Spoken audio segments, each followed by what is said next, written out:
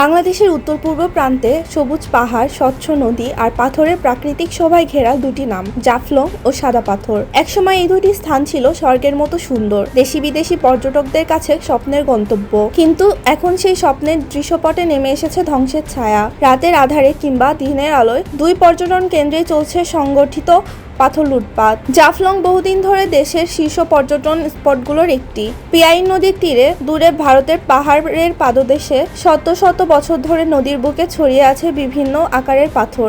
নদীর স্বচ্ছ জল, দূরের পাহাড় আর সেই পাথরের সমাহার পর্যটকদের মনে এক অদ্ভুত প্রশান্তি এনে দিত। কিন্তু এখন 0 পয়েন্ট এলাকা থেকে শুরু করে পিয়াইন নদীর বিভিন্ন স্থানে বড় বড় পাথর তুলে নেওয়া হচ্ছে। রাতের আধারে নৌকা ও ট্রাকে ভরে চলে যাচ্ছে টনকে টন পাথর। পর্যটক অভিযোগ, যে জায়গায় আগে দাঁড়িয়ে ছবি তুললে পেছনে নদী ও পাহাড়ের ফ্রেমে সাদা কালো পাথরের সারি থাকতো, এখন সেখানে ফাঁকা নদীতল আর বালুর স্তূপ। জাফলংয়ের মতোই সিলেটের কোম্পানিগঞ্জে অবস্থিত সাদা পাথর পর্যটন কেন্দ্রেও ছিল অপার সৌন্দর্যের এক রত্নভাণ্ডার। সাদা, ধূসর ও বাদামি পাথরের সমাহারে নদীর পাড় যেন এক প্রাকৃতিক শিল্পকর্মের মতো লাগত। কিন্তু সাম্প্রতিক বছরগুলোতে সেখানে পাথর লুটপাট ভয়াবহ আকার ধারণ করেছে।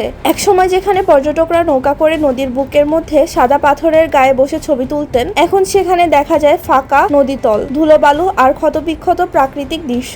স্থানীয়দের ভাষায় সাদা পাথর এখন মরুভূমি। পরিবেশবিদরা দীর্ঘদিন ধরে সতর্ক করে আসছেন, প্রাকৃতিক পাথর নদীর তলদেশকে স্থিতিশীল রাখে, স্রোতের গতি নিয়ন্ত্রণ করে এবং জলজ প্রাণীর জন্য নিরাপদ আশ্রয়স্থল তৈরি করে। পাথর সরিয়ে ফেললে নদীর তলদেশ নরম হয়ে যাবে, স্রোতের ধরন বদলে গিয়ে বর্ষায় তীব্র বন্যা হতে পারে, মাছের প্রজনন ব্যাহত হবে, এমনকি পার্শ্ববর্তী গ্রামগুলো ভাঙনের শিকার হতে পারে। প্রশাসনের পক্ষ থেকে দাবি করা হচ্ছে টহল বাড়ানো হয়েছে, নজরদারি চলছে, কিন্তু বাস্তবতা ভিন্ন। পাথর খেকোরা এতটাই সংগঠিত ও দ্রুত গতির যে কয়েক ঘন্টার মধ্যে নদী থেকে বিপুল পরিমাণ পাথর তুলে নিতে সক্ষম হচ্ছে। সাদা পাথরের ঘটনায় দুর্নীতি দমন কমিশন ইতিমধ্যে তদন্ত শুরু করেছে এবং 9 সদস্যের একটি প্রতিনিধি দল ঘটনাস্থল পরিদর্শন করেছে। তারা স্থানীয়দের কাছ থেকে তথ্য নিয়েছে এবং ভবিষ্যৎ পদক্ষেপ পরিকল্পনা করছেন।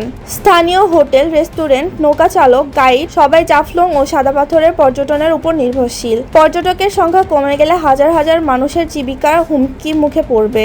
স্থানীয় ব্যবসায়ীদের ভয়, যেভাবে সাদা পাথরের সৌন্দর্য শেষ হয়ে গেছে, জাফলংও হয়তো একই পরিণতির দিকে এগোচ্ছে। প্রকৃতিকে পুনর্গঠন করা সহজ নয়। একবার হারিয়ে গেলে শত শত বছরের গড়ে ওঠা এই প্রাকৃতিক সৌন্দর্য আর ফিরে পাওয়া যাবে না। তাই পরিবেশবিদ ও স্থানীয় জনগণ ও পর্যটন প্রেমীরা এখনই কার্যকর পদক্ষেপের দাবি জানাচ্ছেন। পাথর লুট বন্ধ করা, কঠোর নজরদারি এবং প্রাকৃতিক ভারসাম্য রক্ষায় দীর্ঘমেয়াদী পরিকল্পনা গ্রহণ করা।